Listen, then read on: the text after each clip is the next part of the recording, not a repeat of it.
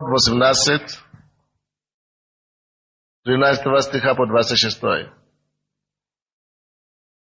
13 стиха по 26. На другой день сел Моисей судить народ. И стоял народ перед Моисеем с утра до вечера. И видел тест Моисеев, все, что он делает с народом, и сказал: что это такое делаешь ты с народом? Для чего ты сидишь один, а весь народ стоит перед тобой с утра до вечера? И сказал Моисей тесту своему: народ приходит ко мне просить суда у Бога. Когда случается у них какое дело, они приходят ко мне, и я сужу между тем и другим, и объявляю уставы Божьи и законы его. Но тест Моисеев сказал ему: нехорошо ты делаешь.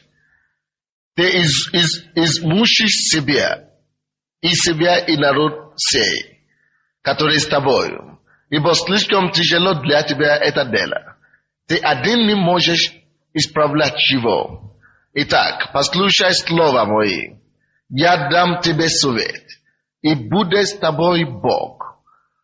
Будь для народа посредником перед Богом и представляй Богу дела его.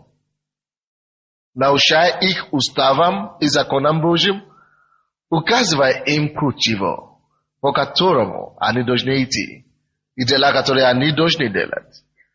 Ты же усмотри из всего народа людей способных, боящихся Бога, людей правдивых, ненавидящих корость, и поставь их над начальниками, 50 начальниками, 10 начальниками. Пусть они судят народ во время свое, во всякое время. И о всяком важном деле доносят тебе, а все малые дела судят сами. И будет тебе легче, ибо они понесут с собой бремя. Если ты сделаешь это, и Бог повелит тебе, то ты можешь устоять, и весь народ сей будет отходить свое место с миром. И послушал Моисей слов тестя своего, и сделал все, что он говорил. И выбрал Моисей из всего Израиля способных людей, и поставил их начальниками народа. 1000 начальниками, 100 начальниками, 50 начальниками и 10 начальниками. И судили они народ во всякое время. О делах важных доносили Моисею, а все малые дела судили сами. И опустил Моисей теста своего, и он пошел в землю свою. Аллилуйя! Когда мы изучали с вами, когда мы проходили вместе с вами лидерские курсы, мы сказали, что мудрый лидер делегирует власть. Аминь. И слава Богу, что мы научили эту мудрость в Библии. Это есть в Библии, но то, что мы делаем сегодня, намного больше, чем делегирование власти.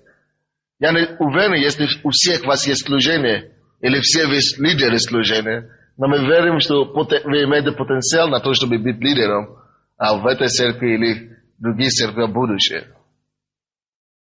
Мы говорили, когда на первом уроке, что первое то, что необходимо, чтобы человек мог быть успешным служителем, чтобы человек мог совершить свое поприще успешно, есть необходимо 3 вещи.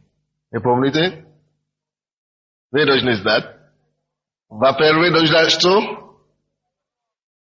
Ведение. Нужно откровение от Бога. Для того, чтобы ведение от Бога могло осуществиться, нужно откровение от Бога. Второе, нужно соработники. Третье, нужно что? Нужна стратегия от Бога. Сегодня мы говорим о втором пункте. Мы говорим о соработниках, которые вы есть. То есть, если Бог созидает эту церковь, Он, все то, что Бог делает, вы, конечно, это знаете, Бог делает через человека. Бог выбирает одного человека, который Он хочет исполнить свою волю на земле или в определенное место. кроме этого человека, Бог приводит к нему соработников. Все, кто пришли в эту церковь, были просто пришли сюда, чтобы быть частью церкви. Или чтобы получить исцеление, или чтобы вам было хорошо, или просто чтобы избавиться от алкоголя или наркомании, или просто чтобы жить просто так. Вы были призваны и приведены в эту церковь, потому что Бог видит вас как потенциальный соработника тому ведению, которое Бог дает нам. Вы слушаете? Бог видит в вас что-то, которого вы сами не видите в себе. Бог видит в вас способность, Бог видит в вас потенциал, Бог видит, что нужно вас спасти, и что вы можете быть использованы как оружием, через которое Он будет назидать свою церковь. Поэтому Он вас привел сюда. Поэтому забудьте о том, что вы можете быть просто членом церкви. Быть простым членом церкви – это уже невозможно. Если вы пришли в эту церковь, или любую церковь, это значит, Бог призвал вас сначала, да, чтобы быть членом церкви, и чтобы быть спасенным, а потом, чтобы быть работником для Царства Божьего. Аминь. Потому что ни один человек, какой бы помазанный бы он ни был, не сможет исполнить ведение один. Заметьте себе это. Бог вам будет призывать делать много других вещей для Него. Но поймите одно, один человек, неважно, насколько он помазан, неважно, насколько Бог с ним, один человек никогда не исполнит то призвание, которое Господь имеет для него. И мы говорим пословица такая, что один человек не воин, правда? А на поле не воин. Один человек на поле на самом деле не воин. И да, поэтому посмотрите, пожалуйста, 18 стих того места, который мы читали. Исход 18:18. И я бы хотел советовать всем, которые закончили эту школу, чтобы вы приобретели, чтобы вы постарались приобретать кассеты, все комплеты кассеты. Чтобы время от времени всегда вы прослушивали. 18 стих. Ты измучишь из себя и народ сей, который с тобой, ибо слишком тяжело для тебя это дело. Ты один не можешь исправлять его. Поэтому давайте посмотрим сейчас, почему ведение требуется соработники. Почему необходимы соработники, чтобы исполнить ведение Божие. Во-первых, у меня есть некоторые причины для этого. Пишите, пожалуйста, если у вас есть ручки. Библия говорит, ты измучишь из себя и народ сей, который с тобой. Измучишь, что это значит? Неужели Бог не дал Моисею достаточное помазание, чтобы он мог справляться с работой, которую Бог дает ему? Я верю, что Бог ему дал достаточную силу и достаточное помазание. Но измучить слово «измучить» там, значит, он будет усталым, правда? Это значит, он просто измучит себя. Что это значит? Это значит, это будет вредно. Работа так целый день или тяжелая работа будет вредно для его здоровья. Это значит, его тело не выдержит. Видите, мы помазанники, особенно когда мы под помазанием на сцене. Но мы еще не во славе. Аминь. Мы еще в плоти, правда? И очень мало чего наша плоть может выдержать. Вы понимаете? И ваша плоть не выдержит работать целый день, как Моисей делал. Я, допустим, только позавчера я обнаружил, что на самом деле я работал 18 часов в день. Я даже не обращал внимания на это. Я только что... я молился, когда во время этого поста, и я обнаружил, и Бог, Дух Святой просто со мной разговаривал, говорит, что посчитай, сколько ты работаешь в день. 18 часов. Минимум 16. И я wdruk pojął, причем я был изумлен. И я понял того, что я учу, что я нарушал того, что я сам учу. И я учу такое, чтобы плоть всегда отдыхала. Но иногда вы можете видеть видение, это проблема людей, которые имеют видение большие от Бога. Они постоянно видят видение это. И стремятся слишком вперед, что даже не щадят себя. И Моисей был таким человеком. И я верю, что Бог призовет и призывает многих из нас. Либо чтобы быть лидером домашних групп, либо чтобы быть лидером служения, или любого направления, куда бы Господь вас не призывает. А давайте будем знать того, что Бог, и будем учиться от того, что Бог учит Моисея. Конечно, прежде всего это относится ко мне. Я думаю, что моя жена мне поможет как-то, чтобы править собой. И просто незаметно.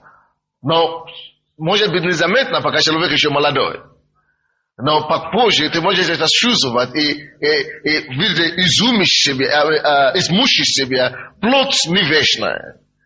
Дух спасен, душа не спасена, и плоть тоже не спасена. Амин. Плоть не спасена, и давайте будем это помнить. И Бог это сказал Моисею. Поэтому это есть одна из причин, почему мы не можем делать все работы сами. Напишите себе это. Потому что мы просто измучим себя.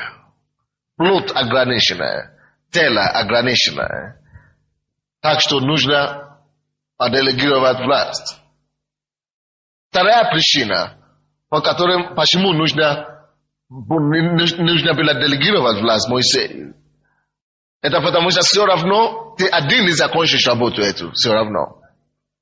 Амин. Все равно ты сам не закончишь работу. Даже Иисус видел необходимость тренировать лидеров и поднимать лидеров. Если у тебя есть служение, это не важно каком уровне.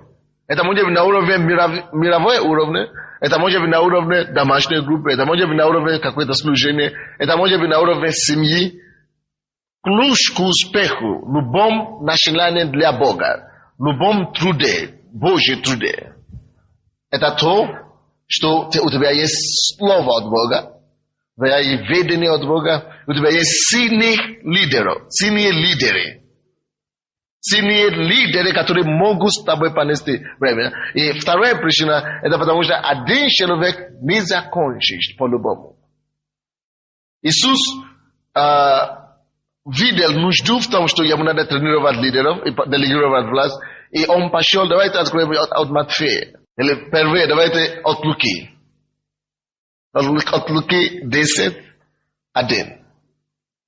После этого избрал Господь и других 70 учеников, и послал их по 2 перед лицом своим во всякий город и место, куда сам хотел идти. Добавьте себе это слово. Куда сам хотел идти. У него много планов. И Бог ему открыл много чего нужно делать. Много мест, куда нужно идти. Но он не мог идти. Потому что он ограниченный. Он не ограниченный в власти. Он не ограниченный в помазании. У него все это было. Но вот это все ограничено, правда? И туда, куда он хотел бы идти, он послал людей. То же самое мы делаем в нашей церкви сегодня. Есть много мест, которые Бог нам показывает. Нам надо начинать церковь по всей Украине здесь. Сколько у нас областей? 14 или 24. Не важно сколько. Мы должны посылать миссионеров во все области. И я верю, что одна группа миссионеров хватит для одной области, чтобы захватить одну область. Амин. Эта церковь хватит для Киевской области. Не волнуйтесь. Может быть медленно, но мы доберемся. Амин. И таким же образом Иисус поступал. И Москву, мы в этом году тоже начинаем церковь в Москву. Потому что Бог нам это показывает. Но я сам не могу ездить везде. Аминь. И так далее. Есть другие много мест, куда Бог посылает нас. И в этом году мы тоже поедем в Эфиопию от нашей церкви. Аминь. Вот, но я сам не могу быть везде, правда? Но есть, поэтому Бог поднимает людей, которые Бог будет дать помазание и силу, чтобы исполнить видение, которое Бог дает церковь. Аллилуйя. Следующая причина, почему мы должны делегировать власть. Служение – это бремя. Вы согласны со мной? Не бремя физическое. Но это, когда Бог посылает людей начать какое-то служение, это значит, у Бога есть бремя на сердце. Бремя, которое находится в сердце Бога, Он вкладывает в сердце избранного человека. А потом это бремя от сердца Бога становится видением. И это также становится тяжесть, бремя для этого человека. Он не может найти себе покой, пока он это не сделает.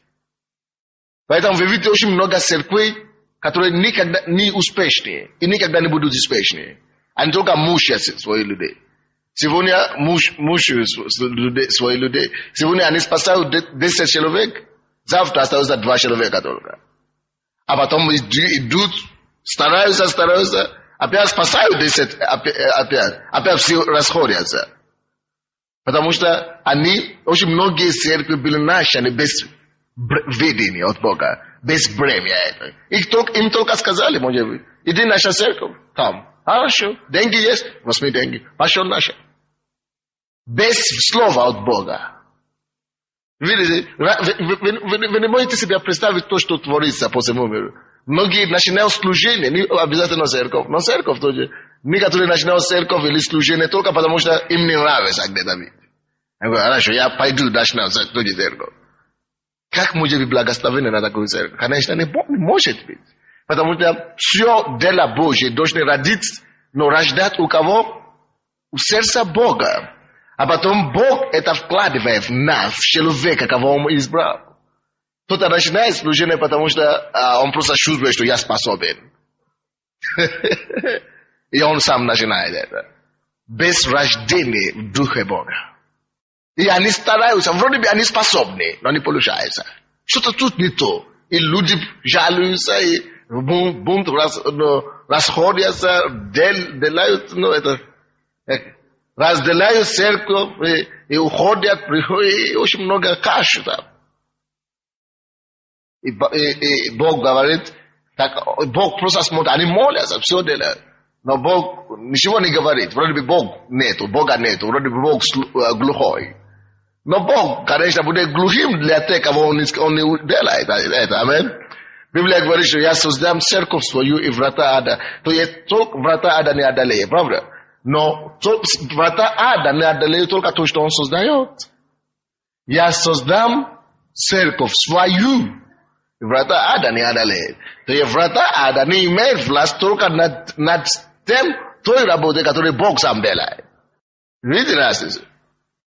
Но если ты сам начал, а потом говоришь, Боже, благослови, а потом ты говоришь, что Бог глухой, Он не слышит. Конечно, Он может давать какие-то благословения, маленькие благословения, только ради людей, которые сюда пришли.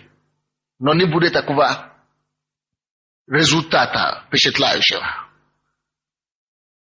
Это то, что бывает, когда человек просто идет на служение без Бога.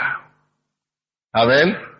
И в таком случае просто жалко одним людям. Только жалко людей, которые пришли туда. И конце такие церкви все равно заканчиваются крахом, они закрываются. Но мы с вами не должны быть такими. Аминь. Есть бремя, которое идет от сердца Бога. Даже я вам скажу, не надо вам сказать каждый раз, не надо, чтобы пастор сам говорил, есть бремя Божье на нем или нет. Даже как пастор сам ведет церковь, как пастор сам говорит, как пастор сам проповедует, видно, у кого есть бремя, а у кого нет его. Видно, что бремя Божье на этом человеке. A человек, который просто исполняет обязанности, он просто приходит и делает. Ни вида, ни огня, ни времени, ничего. Алло? Поэтому, если тебя Бог иногда, Бог говорит людям, что делай служение, делай что-то, но у них нету бремя на это. Или нету бремя на, достаточное бремя на какие-то вещи. Тебе надо просить бремя, особенно в молитве. Бог может тебе сказать, делай что-то, да? Ты знаешь, что ты на своем месте, но ты не можешь молиться, тебе не хочется молиться. Это не потому, что Бог не сказал, потому что вначале у тебя было это бремя, но потом уходит когда со временем, потому что твоя плоть начинает доминировать тобой. Это значит, твоя плоть берет господство. В это время тебе надо начинать молиться, чтобы Бог дал тебе изначальное бремя. Бог тебя вернул первой любви. Ты слушаешь меня? Ты должен молиться за бремя. Дорогие, если мы что-то делаем для Бога, без Божьего бремя, без переживания Божьего, мы просто исполняем обязанности просто. Это просто обряд и все. Просто обряд. Ты должен переживать, должен быть Божье бремя на тебя. Переживание за это дело. Молиться. Очень часто, когда я вижу, что я устаю, и я не могу молиться или что-то, как мне, сколько мне отелось или что-то подобное, я начну молиться, но дай мне бремя за это дело. Дай мне твое бремя. И как оно приходит, ты не можешь успокоиться. Бремя Божие. Иисус, и здесь было написано об этом, что 22 стих. 22 стих. Пусть они судят народ во всякое время, и о всяком важном деле доносят тебе, а все малые дела судят сами, и будет тебе легче. И они понесут с тобой чего? Понесут с тобой что? Видите? Поэтому Бог вас призвал. И вы, конечно, знаете, что не только вас, но и другие люди. Если это бремя церкви, и заслужения нету на вас, если вы не переживаете за эту церковь, начни молиться за это бремя. Приходи к пастору и говори, Господь, у меня нет это бремя, у меня когда-то было, я потерял это бремя за церковь, за свое служение. Чтобы за тебя помолились, пока это бремя не придет. И ты спокойно просто делаешь вещи, как... Тогда человек, ты гибнущий человек, погибающий человек. Надо молиться за бремя, Божье бремя. Когда бремя Божье приходит на тебя, ты не можешь есть. Видите, что случилось? Я объясню вам, почему Моисей. Так, вы представляете себе, что случилось с Моисеем? Посмотрите, пожалуйста, когда его тесть пришел к нему, что он видел, 13 стих. И видел тесть Моисеев все, что он делает с народом. 13 стих, 13. На другой день сел Моисей судить народ. И стоял народ перед Моисеем с утра до вечера. Представляете себе, Моисей здесь стоит. Народ 1,5 миллиона человек. И он судит их. Сидит, даже ни обеда нету, ни ужина, ни это самое. Завтрака. Сидит с утра до вечера. Там написано, правда? С утра до вечера сидит. Что может побудить человека? Смертного человека так поступать. Не только месяцами, но и годами так.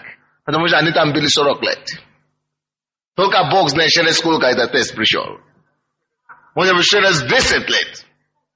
Да? Что может побудить человека так работать, как лошадь? А? Потому что на нем бремя за дело Божие. Бремя за Божьего народа. О, аллилуйя. Бремя за народа Божьего. Господь, мне надо есть, но только чтобы твой народ.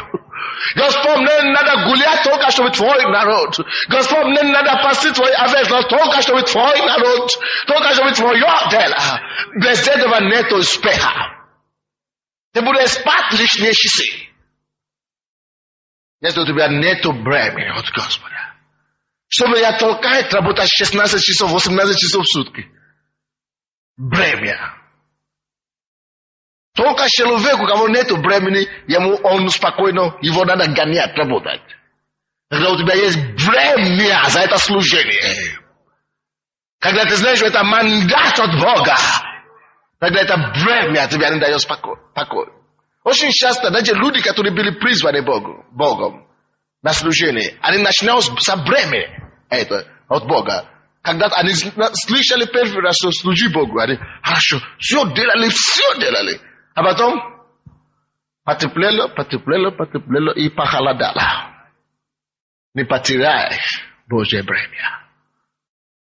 Если ты не можешь молиться, нормально молись за бремя. Если ты не можешь поститься, молиться, Господь, пускай твоя бремя пришло. Однажды один пастор пришел ко мне в офис. Он только что начал свою церковь. И говорит, что я уже... А это опасно, между прочим. Но он не может. Он говорит, у меня такая проблема. У него церковь не растет, и какие-то проблемы такие. И он говорит, я кушаю. Мы пригласили, чтобы на поезде. Он говорит, я не могу кушать. И я воды не могу пить. Почему? Он говорит, ночью, всю ночь я молюсь только. Он говорит, я не пущу. Я пустился на прошлой неделе, но сейчас я не пущу. Но все равно даже я не могу брать. Даже если я беру хлеб, рука он падает. Потому что мне только очень молиться за это дело. Аллилуйя. Вот такое бремя. Пища есть на столе, ты теряешь аппетит. Потому что Божье бремя пришло.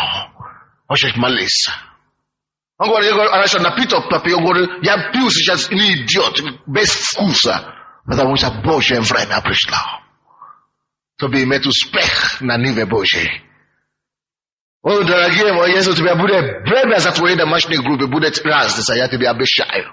Если у тебя будет бремя за твой район, будет разница, я тебе обещаю. Если у тебя будет бремя за твое служение, ты увидишь разницу во имя Иисуса. Потому что ты тогда будешь взывать Богу. Ты тогда будешь искать Бога. И когда ты это делаешь, дорогой мой, Бог слышит. Бог отвечает. Аллилуйя. Божье бремя. Его бремя, почему Библия говорит нам, что мое иго легко, да? И мое бремя что? Иго благо и бремя легкое. Библия говорит нам, что его бремя легкое. Она не тяжелая. Почему она не тяжелая? Потому что только для твоей плоти она тяжелая. Она наоборот тебя прогоняет присутствие Божье. А присутствие Божье Бог собирает. Все становится легкое. Дорогие мои, вы потому были призваны в эту церковь, чтобы поделить бремя с этим человеком, который видит перед тобой. Поделите со мной бремя. Мне нужно, чтобы я уменьшил свой рабочий день. Давайте поделим между собой бремя. Аминь. Аллилуйя. Well, еще есть одна причина, почему. Аллилуйя. Есть еще одна причина, конечно, почему Бог делегирует власть. Чтобы эта работа жила еще завтра. Вы слышите меня? Чтобы эта работа продолжала существовать, даже когда не будет основоположника. Поэтому Бог делегирует власть. И я это закончу, и потом я вам объясню, что не просто работу Бог дает таким образом. Вы помните Иисуса Навина? Это мы говорим о Моисее, так? Вы помните, что тут он делегирует власть. И одному из тех людей, кому он делегировал власть, был Иисус Навин, Моисей. Кому он дал власть. Помните, мы еще это прочтем, когда он говорит, что 80-70 человек, и там был Иисус Навин. И когда он делегирует власть, это не просто так, что-то идет с этой властью. Это бремя идет помазание Божьим. Мы дойдем до этого. Вот Иисус Навин продолжал то, что Моисей начал. И Бог сказал, Библия говорит нам, что Иисус был рабом Моисея. И потому что он был рабом Моисея, Бог его поставил рабом Бога. Очень многие не могут служить другому человеку. Они думают, что это позор. Им стыдно, или они думают, что они слишком большие, чтобы служить простому человеку, как они. Но иного пути не дано. Продвижение вперед с Богом. Сначала ты должен быть рабом человеку. Божьему. Прежде чем ты станешь рабом Бога. И поэтому, когда он уже оправдался в этом, из тех, которые... И когда Моисей уже ушел, Бог говорит ему, как я без Моисея. Как я без Моисея, так я буду с тобой. Потому что ты был верен служению моему рабу Моисею. Я буду таким образом верен тебе. Аллилуйя. То есть, чтобы работа Божья могла иметь продолжительность, будущее. Вы пишете, да? Последовательность. Чтобы она могла развиваться в будущее. Это еще одна причина. И это то же самое с Иисусом, дорогие мои. Вы помните, мы уже говорили насчет Иисуса Навина. Вы помните также с Иисусом то же самое. Иисус тоже делегировал власть, правда? И когда Иисуса уже нет, остались кто? Ученики, правда? И была отпечатка все равно Иисуса на учениках. Библия говорит нам, по-моему, Деяния апостолов 4:13, что они делали чудеса и знамения. И пришли их арестовывать, да? И люди, которые пришли арестовывать их, не могли это делать. Они были ошарашены. И они сказали, вау, мы еще не видели, чтобы кто-то говорил, как эти люди говорят. Почему? Они же не грамотные, они не образованные. И они обнаружили сразу, что есть одна причина. Почему они смогли делать все то, что они делают? По одной простой причине, что они выяснили, что они были с Иисусом. Были с Иисусом. Видите, Иисуса уже нет, но отпечатка Иисуса осталась в жизни этих людей. Аминь. Когда они проповедовали на улице, люди выяснили, что безусловно эти имеют успех. Эти делают то, что они могут, они делают сейчас только по одной причине, потому что они были с Иисусом. И это не странно, и это не что-то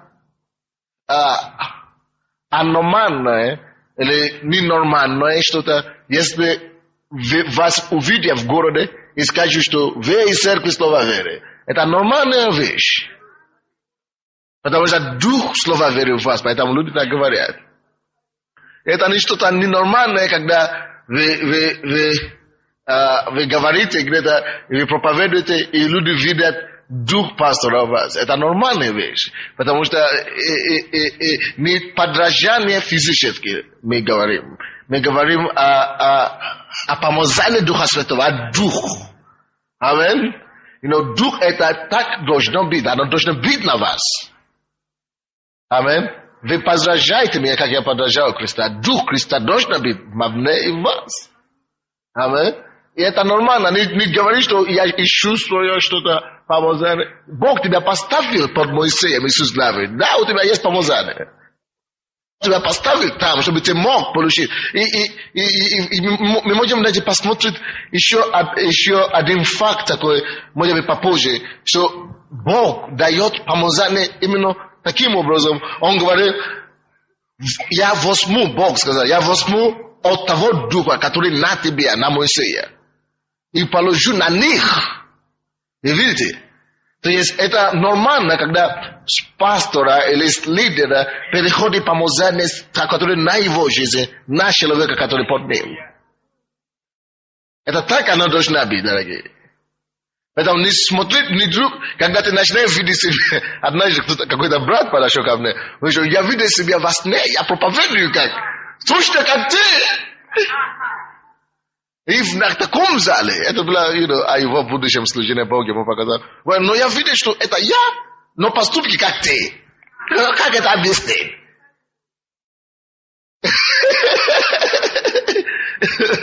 Видите, потому что есть то, что мы называем передачей помазания. То есть не просто бремя вы получаете, есть что-то, которое идет с этой ответственностью, братья. Аминь. И это нормально. Есть сила, которую Бог дает. Аллилуйя. И последняя причина, почему необходимо делегировать власть, почему необходимо поднимать лидеров, это откройте, пожалуйста, в 19 стих того же места. 18 глава Исхода, 19. Итак, послушай слов мой. Я дам тебе совет, и будет с тобой Бог. Будь ты для народа посредником перед Богом и представляй Богу дела его. Будь ты перед народом. Видите, еще одна причина, почему Бог поднимает лидеров, это для того, чтобы лидеры, чтобы человек, который несет видение, не занимались мелкими делами. Они не были заняты неважными вещами. Он говорит, что ты поручай им мелкие дела, а ты будь посредником между ними и Богом. Для того, чтобы муж Божий мог проводить время с Богом. То же самое случилось с этим Деяния апостолов, 6 глава 4 стих. Они сказали, хорошо, мы поставим вас над столом, так? А мы будем заниматься чем? Молитвой и словом. То есть мы должны делать, что возможно, все то, что возможно, как лидеры в церкви, чтобы оградить, чтобы освободить нашего пастора. Для того, чтобы он мог уделить свое внимание Богу, чтобы он мог больше слышать от Бога и быть посредником и заниматься больше словом и молитвой. Вы понимаете? Это Библия, это скрипт, это библейское. Это так должно быть. Мы должны быть обучены и знать эти вещи. Поэтому Бог нас поднимает. Давайте откроем числа 11. Числа 11. Мы уже рассмотрели с вами все причины, почему важно делегирование власти. Вы поняли, да? Вы поняли все это, то, что мы говорили? И я хочу просто вам объяснить то, что случится с вами сегодня. Это нормально, потому что Бог мне конкретно сказал, точно как Он говорит, что начните школу Иисуса Навина, точно таким же образом Бог мне сказал, начни лидерскую школу. И вы знаете, что случилось, когда мы начали делать эту школу? Есть один пастор, который живет в Львовской области. Львовская, это далеко, да? Он проповедует воскресенье в своей церкви. И он мне подошел, что я буду приезжать каждый понедельник на эти лидерские школы. И он проповедует в воскресенье и сидится в поезде. И едет сюда 1 миллион каждый день в этом поезде. Или, может быть, даже больше. Едет сюда, чтобы слушать только лидерские учения. Потом мы сказали ему, что, брат, уже все, перестань, мы запишем все. Передадим тебе. Аминь. Потому что есть, когда Бог говорит, чтобы мы что-то делали. Есть особое благословение на это. Я встретилась с некоторыми группой пасторов, киевские пасторы. Некоторые из них начали мне говорить, мы направляли всех наших лидеров к вам, пускай они учатся. Если пасторы так говорят, это хорошо, потому что обычно некоторые пасторы боятся, вы знаете. Они не хотят, чтобы их люди посетили другие церкви, или чтобы они не были, но они говорят, идите, слышат слово. И некоторые пасторы вместе с вами учились. Аминь. И потому что есть то, что Бог, то, что идет словом Бога. И здесь в 11 глава числа, вы увидите то, как это происходило с Моисеем. 16-17 стих. И сказал Господь Моисею: собери мне 70 мужей из старейшин Израилевых, которых ты знаешь, что они старейшины и надзиратели его, и возьми их в скини собрания, чтобы они стали там с тобою. Я сойду и буду говорить там с тобою. И, заберите отсюда, и возьму от Духа, который на тебе. Вы слушаете меня? На кого? На Бога? На Иисуса Христа? На Духа Святого? Нет. Дух, который на Моисея, который на тебе, и возложу на них, чтобы они несли с тобою бремя народа. Они один ты носил. Вы помните Тимофей, да? Он сказал: я пишу тебе это, чтобы возбудил тебя дары, которые ты получишь через рукоположение. И, дорогие мои, я молюсь, чтобы Бог мне дал время сегодня возлагать сюда все вас руки. Деяния апостолов, после того, как Дух Святой проговорил ученикам, сказали, что когда они постились и молились, когда они постились и молились, Дух Святой говорит: отделите мне того на служение. Варнава и Савла, я знаю, на служение, которое я имею для них. Отделите, и они возложили руки на них, когда они молились и постили. Но тоже, что мы делали за эти дни, дорогие? Не жалко людей, которые не пришли сегодня. Люди не знают, как быть в правильное место, в правильное время. Исайя 55 говорит: призовите Бога, когда Он может слышать вас. Ищите Бога, когда Он близко, и призовите Его, когда Он может слышать вас. Аминь. Есть некоторое время, которое есть Божье благословенное время. И когда, если мы уже объявили, что такое время должно быть такое, жалко, конечно, что дьяволу удалось все-таки кого-то обмануть. Из-за них мы оставили субботу на картошке. И воскресенье, если кто не работает. Аминь. Аллилуйя. Но Бог собирается что-то нам дать. Слава Богу. Но поймите что Бог не просто дает его помазание кому попало. Аминь. Бог не просто находит людей просто так, на улице и возлагает на всех руки подряд. То есть вы знаете, что Бог так не поступает. Бог так не поступает. Бог знал этих людей, но Он говорит, что Моисей, ты выбирай их. Чтобы они могли научиться тебе служить. И затем Он говорит, даже после того, как ты уже это суть самое делать. От Матфея 4:20 Он говорит, что идите за мной, и я сделаю вас ловцами человека. Я сделаю вас, каким образом Он учил их, чтобы быть ловцами человека. Аминь. Поэтому мы не просто говорим, что это хорошо, что мы уже нашли вас, люди, боящиеся Бога бескорыстно и так далее. Но надо еще вас учить. Хорошо, что у вас хорошее качество внутри. Но Божье, чем это вам необходимо также Божье качество. Сами наши лучшие качества не годятся для Царства Божия. Нам надо снять наши старые одежды и одеться в Его беспорочное. Но даже при выборе, вы слушаете меня, ты также не просто берешь, кого попало. Поэтому даже когда вы думаете, что вы уже хороший, да, Бог еще продолжает обрезать вас.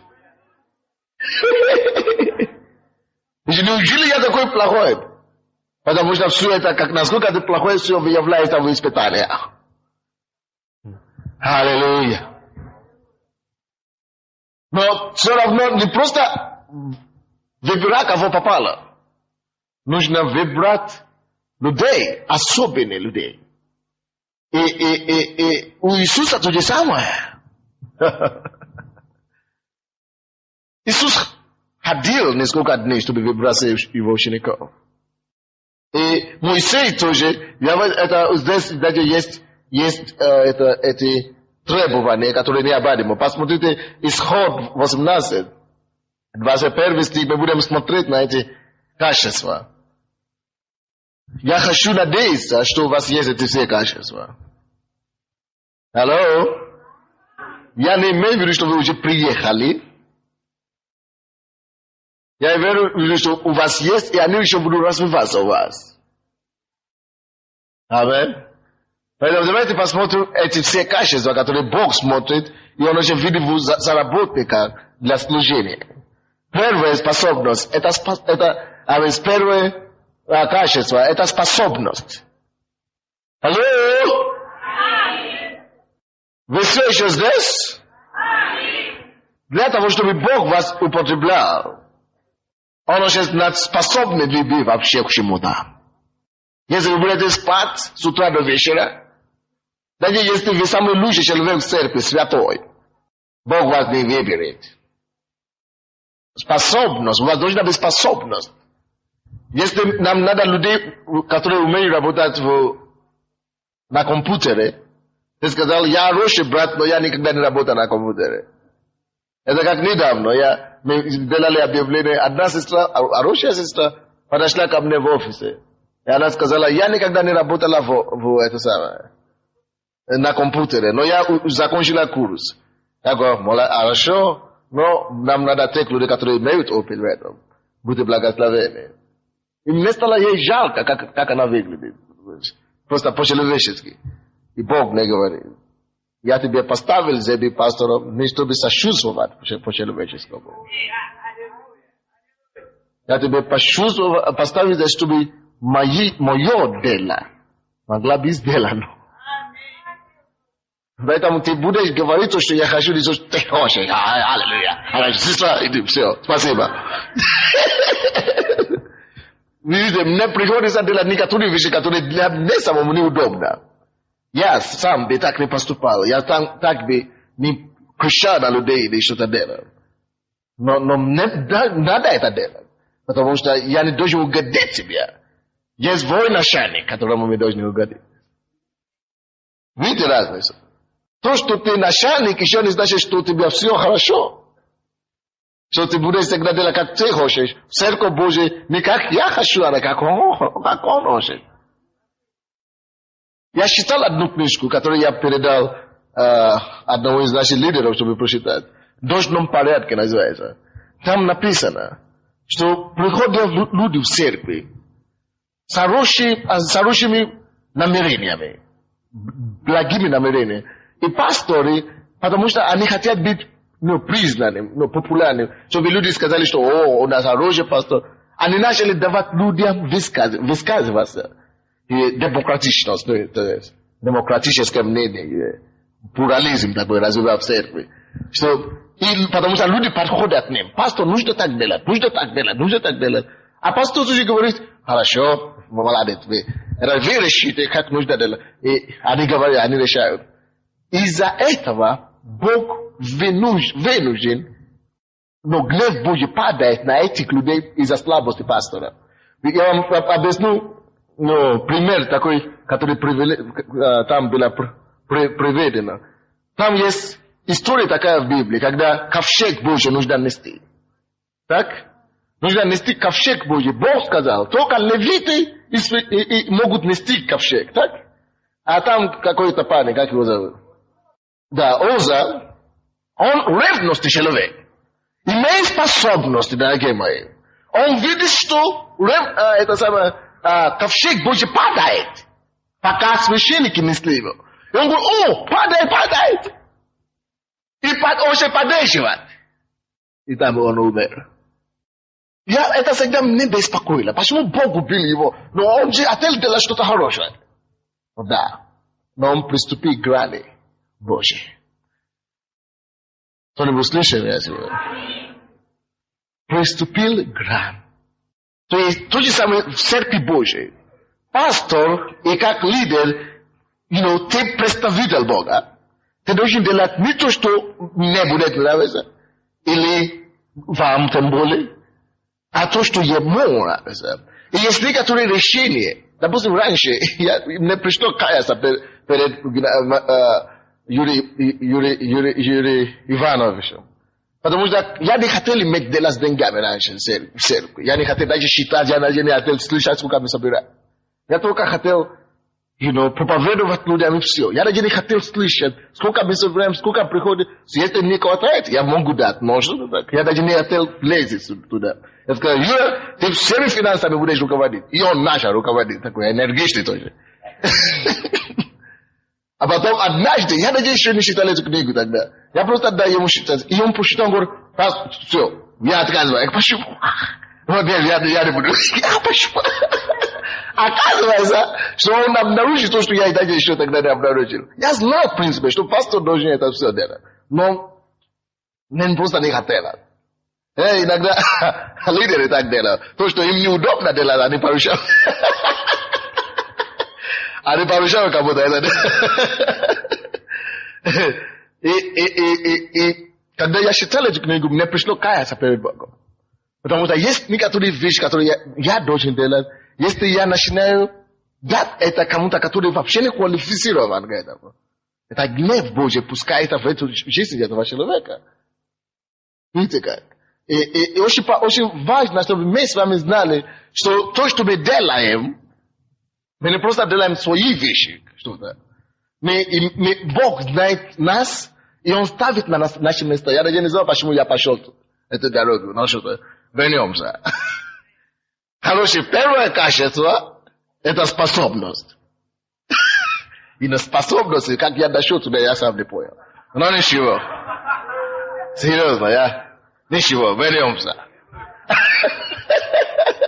Да, вернемся. Хорошее. Первое качество – это способность. Если ты не умеешь, не лезь туда. Аминь. Способность должна быть. Второе. Хорошо, способность. Давайте посмотрим Филиппийцам. Потому что есть очень хорошие братья у нас. Не только в нашей церкви, вообще есть такие. Которые очень хорошие, но способности нет. Но, пожалуйста, уйди в другое место, где у тебя будет способность. 2:19 по 22 стихи. Так, я так сказал, да? Не то, 25 стих. Филиппийцам 2:25. Филиппийцам 2:25. Впрочем, я почел нужным послать к вам Епафродита, брата и сотрудника, и сподвижника моего, а вашего посланника и служителя в нужде моей. Посмотрите, пожалуйста, качество этого человека, с кем Павел работает. Впрочем, я почел нужным послать к вам Епафродита, брата и кто? Брат, то есть возрожденный, и сотрудник. Сотрудник – это человек, кто умеет работать, правда? Его ассистент – это сотрудник, человек, который трудится. Аминь. Я молюсь, чтобы мы все были в глазах Божьих сотрудниками на самом деле. Чтобы Бог мог называть нас тружениками. Аминь. Сотрудники и сподвижника моего, сподвижник. Это человек, который двигает вещи и делает что-то. Это еще второе слово, которое говорит практически об одном и той же самой вещи, правда? Но более сильное слово. И моего посланника, видите? И служителя. Все слова, которые были использованы, чтобы описать этого человека, это о его качестве, трудовое качество. a его способности. Правда? А его способность трудиться. Способность нужна. Служению. Чтобы иметь служение, успешное служение. Способность необходима. Дорогие мои, надо. Способно молиться, способно пуститься, когда надо, способно слушать от Бога, способно изучать Слово, способно научить других, способность. Это первое. Второе. То, что вам необходимо, конечно, это вам, правда? Второе. Боящийся Бога, Библия говорит. Так? Люди, боящиеся Бога. Если у тебя есть способный человек, и тебе приходится выбирать между способного и боящегося Бога, кого ты выберешь? Аминь. Мудрые все такие. Даже если человек не умеет ничего делать, поставь его там. Со временем он научится. Поэтому мне очень скоро мы будем увольнять некоторых туда с офиса. Пускай знают себя. Потому что они хорошие работники, но плохие. Они не ходят на служение, работают в офисе. Даже если ты работаешь для Бога, это не повод, чтобы ты не был в присутствии Божьем. Аминь. Первый, начало мудрость, притчи 1:7. Страх Божий – это начало мудрости. Притчи 1:7. Что это страх Божий, начало всего. Ты не хочешь человека, который будет роптать на тебе постоянно. Потому что, вы знаете, люди, которые со мной встречаются часто, они понимают, что очень много чего я не говорю, я не выговариваю. Потому что мне некогда, объяснить, говорить все, как делать. И потому что лидеры часто, у них нет времени разговаривать и только на сцене, и объяснить каждую деталь. Очень часто люди, которые вокруг не понимают их. Так? Из-за необщительности. Не у всех есть возможность общаться со мной каждый день или слышать все, о чем я думаю, что-то подобное. И вы не думаете, вы не знаете, и у вас может возникнуть какой-то вопрос, возникают какие-то вопросы. И если вы не получили ответ на это, вы можете начинать роптать, правда? Просто роптать. Но если вы боитесь Бога, если у вас страх Божий в себе, хотя вы даже еще его сторону не слышали еще, но вы не будете роптать. Вы помните, что случилось с теми, которые роптали, которые жаловались и говоря слово? Против того же самого Моисея? Не то, кто сказал умер? Где написано, что умер? Вы что? Вы не читаете Библию, дорогие мои? Умерли и упадили по пустыне? Конечно, провалились в землю. Земля открыла, и они земля поглотила их. Это одна категория. Есть другая категория, которая начала роптать. Просто говорит, что, почему Моисей так, мы даже не понимаем его, у него нет времени для нас, ему никогда он всегда занят. Проказы. Покрыла их. Это две вещи, которые случились в Ветхом Завете. Когда люди роптали. Но когда у тебя есть люди, боящиеся Бога, аминь, они знают Бога, они знают, что они боятся Бога, они знают, что это против Слова Божьего. Не подними свою руку против помазанника, Библия говорит. Не прикоснусь против моего помазанника. Бог говорит это, и если эти люди боятся Бога, они не могут это делать. Они не хотят прикоснуться к помазаннику Божьему. И это твоя самая большая оружие, дорогие мои. Все церкви, вы слушаете? Самое наше большое оружие – это страх Божий. Это начало мудрости, начало успеха. Либо на служении в церкви, либо в бизнесе, либо в семье. Страх Божий – начало мудрости. Я однажды клялся себе, что я не буду открыть свои уста, чтобы говорить гадости, или плохое, или что-то неправда на помазанника Божия. Я сам помазан пастор, но даже если он ниже меня, я не буду говорить гадость на него. Принял решение для себя. Не жаловаться. Опасное поприще. Поэтому нам надо иметь людей, которые Бояться Бога. Бояться Бога. Я вам прямо скажу, вы тоже будете лидерами, вы станете на такое место, как я однажды. Вы не сможете объяснить всякие детали. Вы понимаете? Даже в домашней группе ты не сможешь объяснить все детали. Допустим, кто-то приходит к нам в церковь сегодня, и слушая, как мы свободно танцуем в духе, двигаемся в духе святом, и они не понимают ничего, вы знаете. И они говорят, о, как они делают, что они себе позволяют. Я не могу каждый день проповедовать о радости или о Давиде, или что-то такое. И вы просто это не поняли, слава Богу. Но мы уже проповедовали о том, что как ниже ты себя умоляешь в присутствии Божьем, тем Божий ты славишь его. То есть много вещей, которые ты не поймешь, ты не можешь понимать причину, почему это происходит. И дьявол тебя будет сказать, тихо. Сестра Надя, роптай. Это ваш выбор делать это. Или благодарить и благословить. Аллилуйя. Поэтому нам нужно людей боящихся Бога. Следующее, что нужно. Правдивые люди, ненавидящие користь. Вы слушаете меня? Правдивые люди, ненавидящие користь. Правдивые люди, ненавидящие користь. Користь – это люди, которые ищут своего постоянно. Это значит, они, допустим, все то, что они хотят делать, они бизнесмены. Что мне будет? А мне что будет? А мне-то что? Просто так служить? А сколько мне буду платить? Хорошо, ты получишь свои купоны. Но к Богу ты пойдешь пустыми руками. Потому что голый ты пришел сюда, и голым ты вернешься туда. Но Бог говорит, что как лидеры мы должны окружать себя какими людьми? Богобоязненными.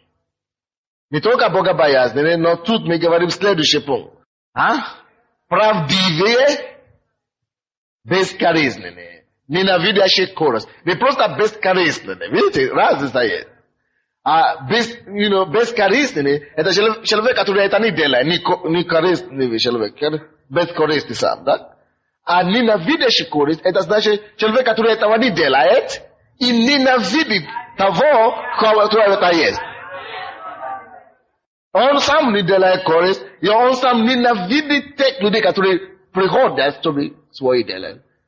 Если вы такие ненавидящие користь, вы будете знать таких людей в вашей домашней группе, в церкви вообще. И вы будете остерегаться. Потому что Бог говорит, что такими вы должны быть. Ненавидящий користь. Давайте посмотрим жизни примера, который очень отличный пример. Филиппийцам 2 также. Филиппийцам 2, 19-22. Филиппийцам 2, 19-22. Филиппийцам 2, 19 стиха по 22 стихи. Слушайте, да? Надеюсь же в Господа Иисусе скоро послать к вам Тимофея, дабы и я, узнав о ваших обстоятельствах, утешился духом. Ибо я не имею никого равно усердного, как бы столь искренне заботиться о вас.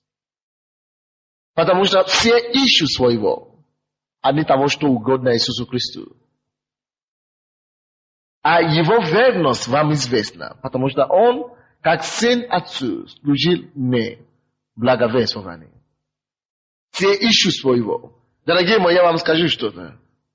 Когда мы служим Богу или человеку, есть некоторые вещи, которые мы должны получить, правда? Есть некоторые вещи, которые мы ожидаем, естественно, человек, так. Он ожидает что-то получить постоянно. Так? Но это был первый урок, который я выучил, когда я пришел к Богу. Я очень быстро это выучил. Иисус сказал однажды, если ты приветствуешь того, кто тебе ответит, какая тебе награда? Если ты даруешь займи тому человеку, кто тебя вернет, какая у тебя награда? Если ты приглашаешь в гости на праздники или в пир, люди, которые тебя смогут потом пригласить тоже, какая у тебя награда? И если ты работаешь для Бога, чтобы здесь люди тебя, если ты молишься, чтобы люди сказали тебе комплименты, как он умеет молиться, какая у тебя награда? Если ты постишься, чтобы люди могли сказать, какой он духовный, какая у тебя награда? Видите такие вещи? И Павел сказал, если я работаю для Бога, если я благовествую, и я буду ждать, чтобы мне дали что-то от этого, то горе мне. Когда я читал еще историю Иисуса, тогда, когда он это говорил, я понял одну важную истину. То, чтобы мне не пришлось делать для Бога, я не должен даже ждать. Если мне дадут, я возьму, слава Богу. Но я сам не буду ни то, что выпрашивать, даже ждать не буду. Потому что если кто получает сейчас, тот теряет от Отца Небесного. Но если кто теряет здесь, то получает. Тоже здесь на земле, но просто разный кто дает. Либо ты даешь, либо Бог дает. Но когда ты не ожидаешь, человек может тебе дать, ты получаешь, и время придет, когда Бог тебе тоже даст.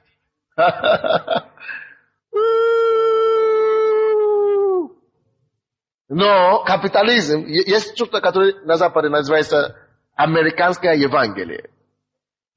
Американское Евангелие это такое Евангелие, которое бизнес находит во всем. То есть, ты приглашаешь людей, чтобы молиться за тебя за деньги. Ты приглашаешь людей, чтобы петь за тебя за деньги. You know? Ты приглашаешь людей, чтобы играть за тебя за деньги. И за деньги, за деньги, за деньги. А если мы посмотрим церковь Нового Завета, где это находится, не нашел. Однако я знаю, что в этом Новом Завете Иисус выбирал людей, которые работали с Ним. Так? И время от времени уединялся с Ним. Заметили такое? Есть баланс. Это люди не выпрашивали у Иисуса, но Иисус это делал. Есть некоторые время, когда Он берет их, и Библия говорит, что они кушали, они на обед. Он оставил всю толпу, но Он выбрал людей, которые с Ним. Амин. И это нормально, но мы, наш менталитет не должен быть там. Наше сердце там не должно быть. Допустим, в настоящее время я получал зарплату от церкви. Раньше я не получал, но теперь я уже получал зарплату от церкви. Хорошую зарплату, я не жалуюсь. Но, я вам скажу одно, моего сердца там нет. Серьезно от сердца. Допустим, однажды, недавно, я просто как пример. У нас были деньги дома, или в банке, мы где-то хранили, и какой-то брат нуждался. Я забыл, что я не сказал своей жене о нужде этого брата. И, он одолжил деньги, это пастор тоже, и он нуждался. И я думал, что я уже рассказал жене, потому что жена у нас ответственна за финансы. И я сказал ей, дай, пожалуйста, все то, что у нас есть дома. Все? А что ты уже купил? Ничего. Все. В банке собери все. Я говорю, для чего? Говорю, надо подарить кому-то, какому-то брату. Он говорит, да? А почему? Для чего? Я говорю, он нуждается. Я забыл, потому что она не спрашивает так обычно. И я забыл, что я ей не сказал, я объяснил ей. Она говорит, слава Богу. Она звонила, и мы собрали все деньги, что у нас есть. И мы дали этому брату. И она сказала, что слава Богу, что Бог освободил нас. Что мы не живем потому, что у нас есть. Амин. И твое сердце не должно быть в том, что человек тебе дает материально. Никогда. Всегда видь Бога, как твой обеспечитель и твой источник. Дорогие мои, так важно это. Да, у тебя будут деньги. Если ты служишь Богу, хочешь, не хочешь, Бог тебя благословит. Это может быть не в начале. В начале это не бывает в начале, потому что ты должен сеять вначале. Вот. Но со временем, любой, хочешь, не хочешь, Божье благословение придет. Но когда они начнут приходить, не поставь твое сердце. Тимофей был таким человеком. Бескорыстным и ненавидящий корысть. Аминь. Потому что очень быстро можно переходить с грани. Для чего я это делаю? Для того, чтобы получить зарплаты? Или чтобы служить Богу? Очень быстро можно перейти эту грань. Очень быстро. Потому что иногда даже ты получаешь благословение, да? Ты привыкаешь к этому благословению. Если тебя не дали, однажды ты говоришь, когда же будешь? Потому что твоя вера уже пошла туда. Ты не заметил, но она уже там. Давайте я вам покажу что-то. 1 Коринфянам 9:16. 9:16-17. Вы здесь, братья? Я хочу вам сказать что-то. Даже когда вы работаете, даже не в церкви или где-то, просто у вас на работе, да? Когда мы работаем, мы вкладываем нашу жизнь. Так? Время, которое вы проводите на работе, это ваша жизнь. Вы получаете зарплату. Зарплата – это обмен за жизнь, который вы вкладывали где-то. Вы это поняли, какой проповедь у нас было? Научись считать свои дни. Вот, мы проповедовали об этом. Научись считать свои дни. Это мы говорили о том, что когда ты работаешь, ты получаешь зарплату, это обмен за твою жизнь, которую ты отдаешь. Окей? Ты заслужил этого, правда? Это. Потому что ты заработал эти деньги. И тебе дают по праву. Но все-таки я хочу вам сказать, братья. Даже в том случае, вам нельзя полагать свою веру или даже надежду на зарплату. Получайте зарплату, но не благодари зарплату. Не благодари даже работу. Пускай твоя надежда и твоя вера не была твоей на зарплате. Найди своего источника не на работе. Найди своего источника на небе. Пускай Бог станет твоим обеспечителем. И даже когда такое время придет, что тебя не платят, есть такие времена иногда, не платят за рабочим по 6 месяцев и так далее. Я ненавижу это слышать в нашей церкви. Мне не нравится это слышать. О, нам рабочим не платят по 6 месяцев и так далее. Ну, что тебе приступ тут, что не платят. Потому что твоя обеспечитель не работа. Даже Бог. Если через работу, через зарплату тебя не платят, то Бог не найдет способ. Если Он твой источник, Он другой источник откроет тебе другой источник, то тебя обеспечим это. Поэтому это есть разница между теми, которые надеются на зарплаты, и те, которые надеются на Бога. Видите как? Когда ты начинаешь надеяться на Бога, тогда тебе не важно, откуда это приходит. Ты просто знаешь, что все равно Бог откроет путь. Поэтому люди смогли учиться в библейской школе. 1 Коринфянам 9:16. 16-17. Ибо если я благовествую, это была его работа, правда? Ибо если я благовествую, то ничем не хвалится. Ибо если я благовествую, то чем не хвалится. Потому что это необходимая обязанность моя. И горе мне, если не благовествую. Сможешь ли ты это сказать вместе с Павлом, что горе тебе, если ты не слушаешь? Бог помоги нам.